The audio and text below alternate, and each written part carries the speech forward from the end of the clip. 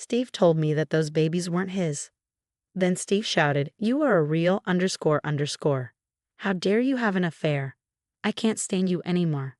I want a divorce. I won't pay child support." With those words, he threw the divorce papers in my face. I was very angry and shocked. I had no idea he was planning something like this. "Fine, let's get a divorce," I said. I took the papers and filled out my section. "Here you go. My name is Kate. I'm a 32-year-old housewife. I met my husband, Steve, on a blind date. He was my age and I liked how he looked. I was immediately attracted to him, and he seemed to like me too. We started dating, and after a year we got married. We were very happy at first, but our happiness didn't last long. There was someone who ruined our life together, my mother-in-law. She would often come over during the day, and she treated me terribly. "Kate, carry my bag," she'd demand. She'd show up uninvited and make me bring her bag into the living room. "It's my precious bag, so be careful with it," she would say. When I put it on the couch, she'd say, "You should at least serve me some tea. You're such an inconsiderate wife." I couldn't understand why she acted this way, especially when she didn't think about my comfort. My husband was kind, but his mother was rude. I was upset that they were so different. She came over almost every day, and I was fed up. So I decided to talk to my husband. "Hey, your mom has been coming here every day. Can you ask her to come less often?" He seemed surprised. "What? My mom comes during the day." I was shocked. I thought you'd agree with me, but instead he said, "Well, why doesn't she stay until I get home? You should keep her around until I'm back. You should have asked her to stay until then. You're inconsiderate." I couldn't believe he was saying this. He even used the same word my mother-in-law used. It seemed like he was a mama's boy. I tried to explain, "No, it's just that your mom comes too often." He ignored my feelings and said, "It's fine. I'll call her. You should treat her well when she's here." After that, my mother-in-law became even more rude. She criticized me all the time, saying I was too slow at housework and cooking. She came over during the day and would have dinner with my husband at night before going home. It was hard, but I still loved my husband, so I didn't think about divorce yet. Then my mother-in-law started asking, "Are there any grandchildren yet?" We had only been married for about a year and a half, but she wanted grandchildren as soon as possible. She put a lot of pressure on me, and I was feeling stressed and depressed every day. So I asked my husband for advice. "Your mom keeps asking me about grandchildren. It's really hard for me," I said. But my husband's response was cold. "Well, she's getting older, so she must want to see her grandchildren. You should try your best to meet her expectations." I knew that, but why did he have to say it like that? I thought, wait a minute. Getting pregnant is between you and me, isn't it? I can't get pregnant on my own. Lately, my husband hadn't been cooperative at all. When I asked him to go out with me, he said he was too tired. He wouldn't have sex with me because his mom was visiting, and they would talk until late at night. I didn't understand why he was blaming me. My husband didn't care about me. He would say things like, "You're a lazy housewife. You complain about everything. You should be more grateful." But it was him who had asked me to be a housewife. He told me he wanted me to stay home after we married, so how could he say that to me? I started losing trust in my husband.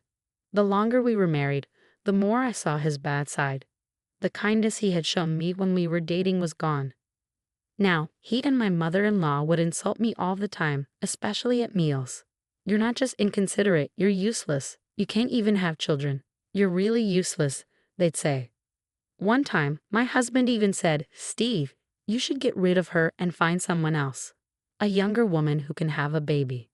I couldn't believe he said that while I was right there in front of him. Little by little, I started to think about divorce. Then suddenly, I got sick and went to the hospital. To my surprise, I found out I was pregnant. I immediately told my mother-in-law and my husband. My mother-in-law said, "Well, you're finally pregnant. Good for you." She was surprisingly nice about it. But my husband's reaction was cold. "I see you're having a baby. Aren't you happy?" "Yes, I'm happy," I replied. But my husband didn't seem excited at all.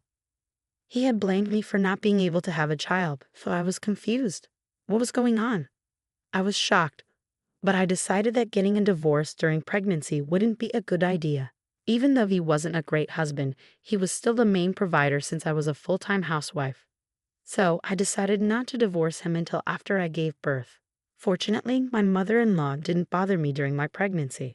I guess she didn't want to cause any stress that could lead to a miscarriage. This made me realize that, up until now, she had been intentionally being rude to me. But I appreciated that she was being nicer now that I was pregnant. However, it was my husband's behavior that bothered me. After I got pregnant, he didn't bully me as much, but he started coming home late from work. He worked on weekends more often, and I noticed he was always on his phone, grinning and typing messages. I started to think maybe he was cheating. So I hired a private investigator. A few weeks later, the results confirmed it. My husband was having an affair. His lover was a subordinate at his work. When he worked late or didn't want dinner, he was meeting with her. When he went on business trips, he was actually traveling with her. I couldn't believe all the evidence. I had no love left for my husband. I decided that after I had the baby, I would divorce him. But then I found out I was having twins. I was surprised and happy, and I immediately told my husband, "Hey, I went to the hospital today and found out we're having twins. Isn't that amazing?" His response was as cold as ever. "Well, that's nice." I couldn't believe he was so uninterested. I had no feelings for him anymore, but I still wanted him to care about our children. I realized that was too much to ask. I decided to stop talking to him. My mother-in-law, however, was very happy when she found out about the twins. "Kate, you did it. It's twins and they're both boys." Even though my mother-in-law had bullied me, now I felt she was better than my husband. From then on, my husband and I mostly stopped talking. Every meal was silent. I didn't even want him to come home, and I was spending my days that way. Finally, the time came for me to give birth. I decided to go to my parents' house to have the babies. I told my husband, "I'm going home for a while." "Oh, okay," was all he said. Our relationship was so cold that we didn't even speak casually. I went to my parents' house where I had some peace. Even though I had decided not to talk to my husband anymore, seeing his face annoyed me, so staying at my parents' house was much less stressful. My parents were excited, saying, "You're going to have a warm family soon. We're going to have 2 kids at once. Isn't that exciting?" I told my parents. They were both boys, so things were going to be lively every day. I felt a bit uncomfortable telling my parents I was getting a divorce because they were so happy about the babies, but I had to tell them the truth. "I'm sorry, but Steve and I are getting divorced after the babies are born," I said. My parents were very surprised. When I explained everything, their faces turned red with anger. "I can't forgive that man for having an affair," my father said, looking like he wanted to go punch Steve. I stopped my father and told him I wanted to wait until after the birth. My parents agreed, and I gave birth to my babies without any problems. The twins were cute, and my parents were overjoyed, holding them in their arms. Meanwhile, my husband ignored my calls during the birth and didn't even show up at the hospital. After I was discharged, I went to our house to pick up my things. It was Saturday, so my husband would be home, if he wasn't with his lover. When I arrived, both my husband and my mother-in-law were there. They stared at me with angry faces. "You are such a ___," my mother-in-law said. I was shocked. "What are you talking about?" "Steve told me those babies weren't his," she said. "You tricked Steve into raising someone else's kids. You're a horrible woman." I was stunned. My husband then spoke up, saying, "You're a terrible woman for having an affair. I can't stand you anymore. I want a divorce, and I won't pay child support." He handed me the divorce papers. I was so angry and disgusted. I couldn't believe he would come up with something so ridiculous. "Fine, let's get a divorce," I said, taking the papers and filling out my section. When I handed them to him, he looked surprised, probably because I wasn't upset. "You're admitting to adultery, you lassie ___," he said. My mother-in-law crossed her arms and glared at me. "I'm going to get my alimony. You need to pay me." I calmly responded, "Oh, I'm the one getting the alimony." "What? What are you talking about?" they both asked. "You had an affair," I told them. "You're the one who has to pay alimony, you idiot." I told my noisy mother-in-law to be quiet and then spread the evidence of my husband's affair on the table. When my husband saw it, his face turned pale. My mother-in-law stared at me, confused. "What do you mean?" she asked. I replied, "It seems you've been having an affair with a younger girl for a long time, even before I got pregnant. You're the one who had an affair. I have proof." Do you have proof that I had an affair? She asked. When I said this, my husband stayed silent. You don't, do you? I said. So, are those your children? Are you having an affair? Say something. My mother-in-law raised her voice, something she usually didn't do, and said, You saw how sad I was about your father's affair. And now you're doing the same thing. I'm sorry, my husband mumbled when she confronted him, almost admitting his guilt. I realized my husband's mother had also been divorced because of infidelity. That made my husband a real scumbag. I'm so sorry, Kate. My stupid son did terrible things.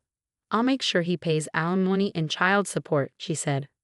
Mom, don't make decisions for me, my husband shouted. If you have an affair, you'd better know you'll lose everything. You destroy your family and your relationship with me. My husband was shocked when his mother said that. I felt grateful that she was on my side, but that didn't mean I forgave her. You're right, this is unforgivable, I said. But the stress from your past actions will never go away. What? My husband asked. I've kept all the records of your abuse, I said. I'm filing a claim for mental distress. I'll also file a claim for moral harassment against you, I added. When I said this, my husband's eyes widened. Hey, that's not going to happen. How much do I have to pay? He asked. Well, I said, child support is about $100,000 and the alimony is about $40,000. So it's $140,000. Oh no, he said. Good luck with that. Let's talk through our lawyers. I packed up my things and left. Through my lawyer, my husband, and I successfully divorced. He and his lover paid me a lump sum of alimony. I also made sure he paid child support, which is about $600 per month. My ex-husband went deep into debt, and his lover left him. He was also disowned by his mother and now lives a lonely life, just trying to pay off his debts. Meanwhile, I returned to my parents' house. They helped me raise my children. I found a new job and work hard every day. My twin sons are very cute, and they are my comfort. Just looking at their smiles gives me energy. I will keep working hard for them. My ex-husband not only harassed me, but also had an affair. What a scumbag he is. It turns out that his mother also suffered from infidelity in the past, but she bullied her daughter-in-laws, so there's no excuse for her. I don't feel the need to forgive her. I hope Kate will have a happy life with her lovely sons from now on. Thank you for watching until the end. Please subscribe to our channel. See you in the next video.